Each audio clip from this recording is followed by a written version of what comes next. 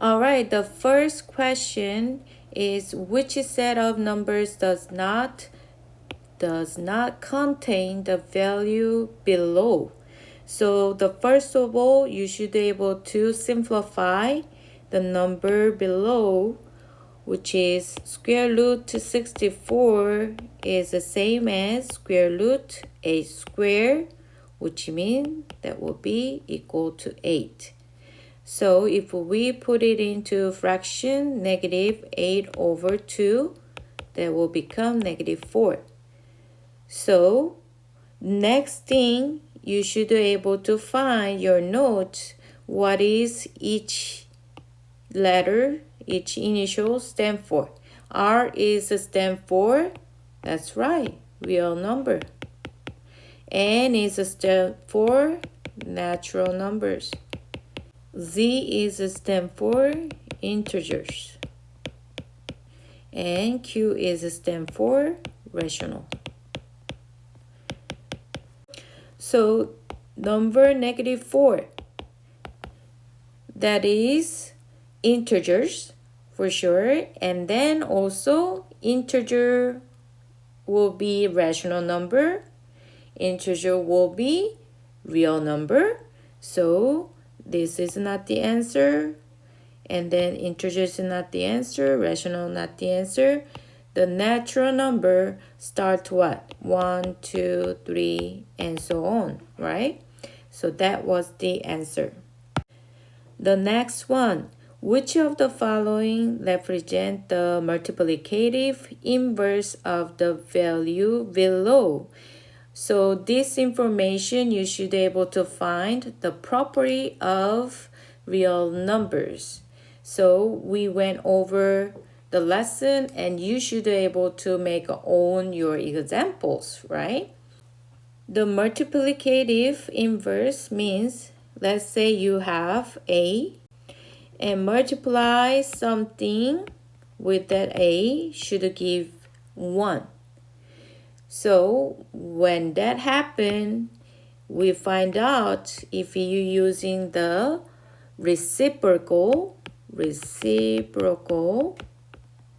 then you will always get 1. What does a reciprocal mean? If you have an A, that means 1 over A. If you have, let's say, 2 over 3, you just flip it, 3 over 2. If you have a negative sign, you keep the negative sign. So everything sign is the same, but you just flip the fraction or flip the number. So 5 over 6x, that can be flipped 6x over 5, which is the last choice. So number 3 was asking you, can you tell attributes of each graph? So the first graph has domain of all real number, right? X is all real number. And then range, same as all real number. And then it's passing through 0, 0 as intercepts, right? So 0, 0 is also x and y intercept. And there is no vertical or horizontal asymptote. And then next one, letter B, has domain as x is all real number. However, what is accepted? It never passed 0, 0, right?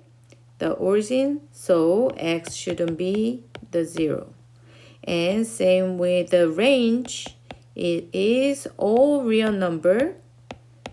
However, it's not passing 0. And this graph, it's gonna be getting closer to each axis, like an x-axis and y-axis. However, they never gonna cross or touch that. What is that kind of line called? Very good. That is asymptote. So it has a both vertical asymptote, which is up and down, and it has a horizontal asymptote, the vertical asymptote is x equals 0 and horizontal asymptote is y equals 0. I think we got the answer, but let's move on to the next graph. So next graph, that's what? Absolute value graph. The domain is all the way, right? So domain should be all the real number. However, the range is starting when y is 0, and it's only gonna count on the top part, which is range. Range has to be greater than 0. Yes, all real number, but greater or equal to 0. And there is no asymptote. And the next one, domain, it's only start from 0 to right side, so x has to be greater or equal to 0. And then range is same, right? It's only start with a 0 and then extend to the positive side, so y is also greater or equal to 0. And there is no asymptote. All right, number 4. So they given those attributes. So now you're using graphing calculator and see each graph. I just put little sketch on them. So the first one is, it's like a y equal 1 over x. And the next one is y equals square root x. And the next one is y equal x cubed. And next one, y equal absolute value of x. So I just put y instead of f of x. You know that's the same thing, right? So from here, let's see which one has a domain, the infinity, negative infinity to infinity. That means all real number, right? However, the range is include 0 and then positive infinity. That means y has to be greater than or equal to 0.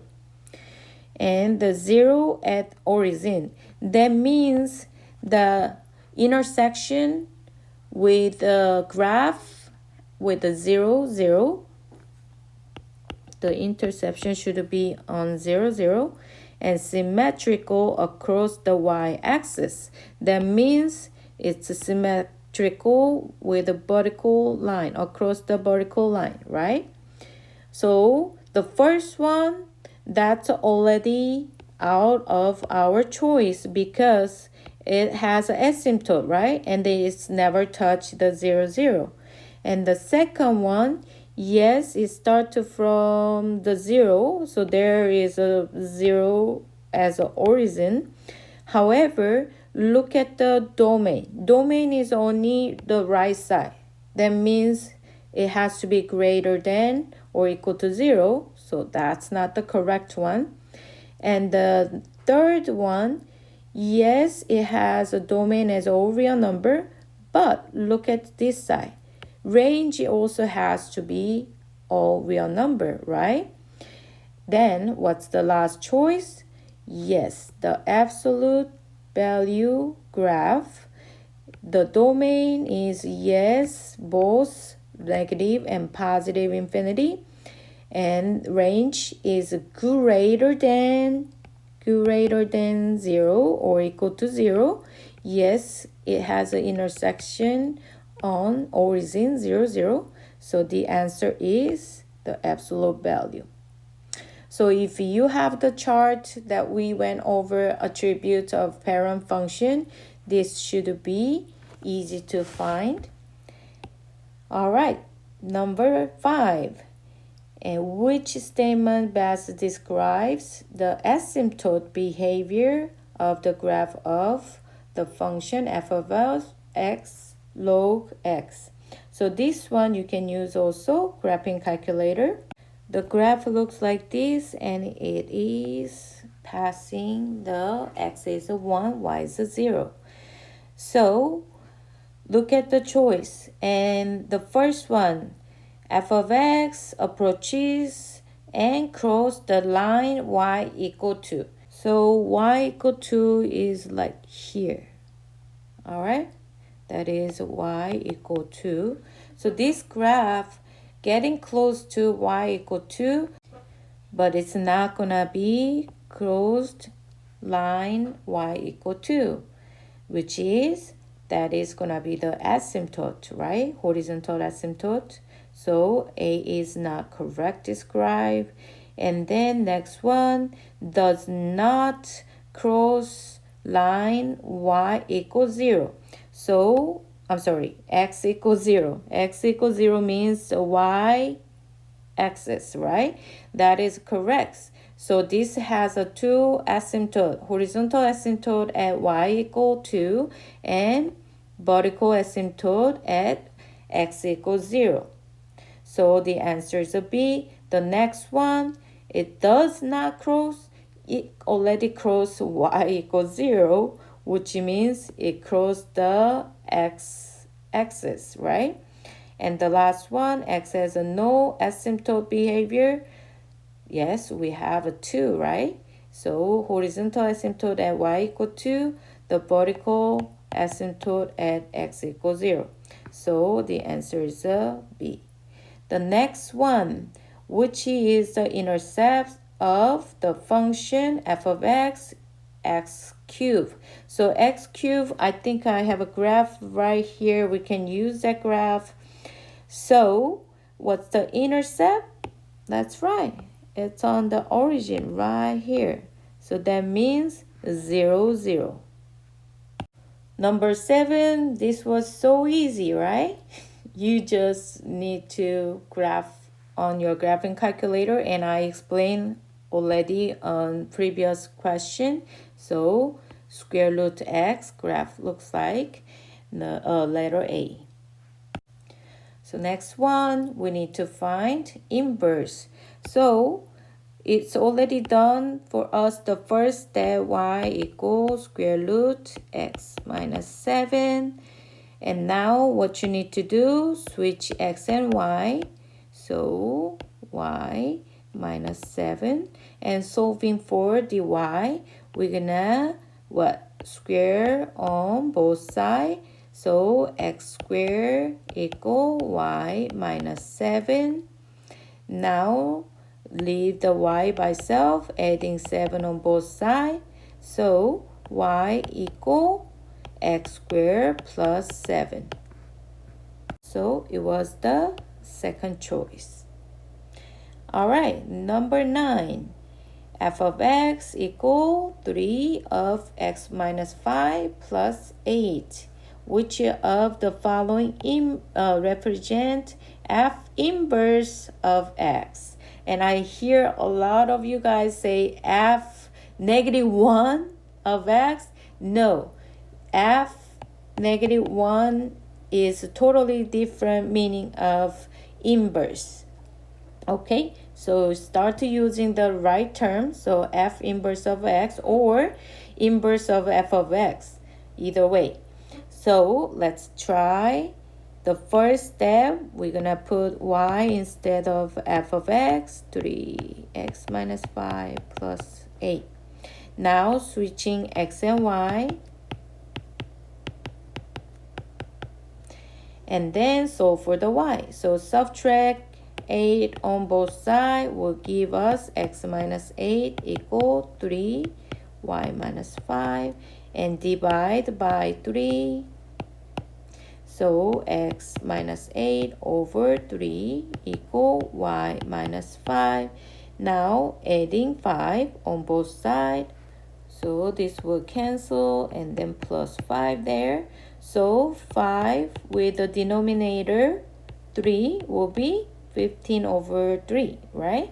So that means x minus 8 plus 15 over 3, which will be x plus 7 over 3. So which is matching? The first option. So the next one, what you can do, you can graph the original function on your decimals, I just sketch on here. And I found the two point I can easily see it. One has what? 0, -3, and the other one has -2, +1. So inverse means you can find the two different way. You can find what? Switching the x and y coordinate point, and you find the 2 points and then draw the graph. Or you know the inverse function graph looks like what? Yes, reflect across y equal x, which is that diagonal line, right? So you can find which one look like the reflect with that y equal x, or you find the point. So I'm going to find the point. I need to find the point -3 when x is a -3 and y is a 0. So 1 is right here. That's -3 and 0. And the other point, I'm going to switch this when x is 1 right here. Y has to be -2, so right here. So I'm going to just connect those two, and the graph supposed to be look like this. So which one is matching with that red graph? That's right, this one. So you can verify there is a point -3, 0, and the other point 1, -2, right? Which is right here. All right. The next one, the first thing you need to do, graph that y equal 2 to x power. And then you will find out that has a y-intercept at 1, right? So that means the inverse will have what? The intersection at when x is 1, y equals 0. So x equal right here. So if you graph every single ones to compare, you should find one looks like this. So that one is which one? That's right. That y equal log base 2 of x. So number 12, if you understood what is an inverse relationship, you could find easily. If you have a table, your x and y value switching. So f is not the answer. And if you see h, yes, 1, -3, and they're switching x and y on the f inverse of x, right? So h is easily the answer, and the graph wise both are not reflect across y equal x. They reflect across what? X-axis, which is y equals 0. So they are not the right one. Next one. So what this was meant right here, the domain of f of x restrict x is greater than 0. That means we're not gonna worry about this side of graph. So eventually we're gonna only look at this blue graph, and it's already draw for us that inverse function, right? So you can tell right away they reflect across the y equal x. And this one, even though you don't really fully understand what is the description was talking about, if you know the relationship between function and inverse function, you should be able to tell, yes, that is across respect to y equal x.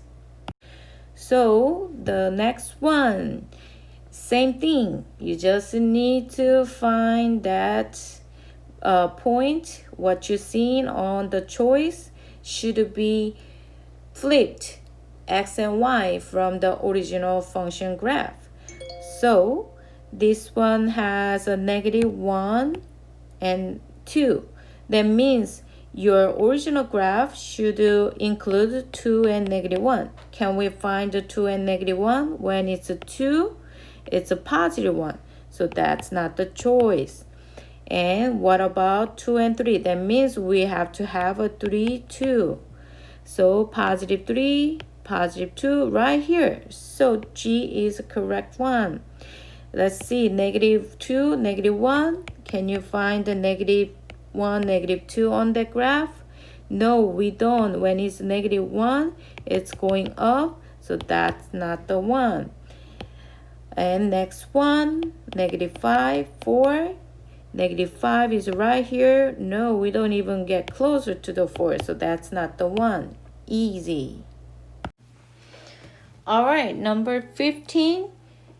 You can just use your decimals or graphing calculator, plug that in, and then you're gonna see the table. And all you gotta do is switch your x and f of x or x and y, and which one is matching? That's right, the last choice is the matching one. Number 16, to be honest, you don't even need to do the composition of f of g of x or g of f of x if you understood what the question was asking for. All you gotta do, figure it out. F of g of x is equal to x, g of f of x equal to x in order to prove they are inverse of each other. So the answer is F, the first choice, both the first one and second one. Number 17, this is actually asking same question as number 16. It says how she can use to prove f of x and g of x are inverse functions. So you know we can rewrite in this same as f of g of x equal x. All you gotta do is using that open circle, right? All right. And then same thing with the g of f of x will be g of f of x equal x. Yes, using the open circle, that's the same as letter C. All right, number 18 through the last question is about domain and range. So 18 is asking domain, so that means G is not already the option because Y is what? That's a range, right? And all real number? No, there's no extension on that line segment. It's just has a 2 endpoint with a closed circle, right? And let's look at the x, that is a negative 6, and then right here that's a positive 2. So x is greater or equal to, because it's closed point, and or less than or equal to 2. So F is the correct answer. Number 19, it's asking the range. So that means we need to look for the y value. There's a 3 and then there is a negative 3. However, the endpoints are open circle. That means we're not going to include those numbers. So y has to be greater than negative 3, less than positive 3. So that's the C. So number 20, it's domain and range, but it's written as interval notation. So either using parentheses or bracket. So remember guys, if you're using bracket, that means included. You're using the parentheses, it's not included the number or the value. So easy to remember, we using parentheses all the time for infinity, right? Either negative infinity or positive infinity, because infinity you cannot catch. They're gonna keep on going, right? So let's start with the domain. Domain right here, the x value is a negative 6 and then it's a closed circle, so that means it's included, bracket. and the right side is 8, and then it's a closed circle, so it's a bracket. So domain is -6 through 8. Then now let's see the range. So range is on the bottom, that is a -7. On the very top, that's a +8. And both are closed circle, so both with using the bracket. So -7 through +8. So which one is the correct option? Is the F. So hopefully this helps you guys understand what was on the test and how you can relate with your study from all those lessons and assignments you've been doing. And now you know how to prepare for next test. Good job, guys. I'll see you later. 안녕.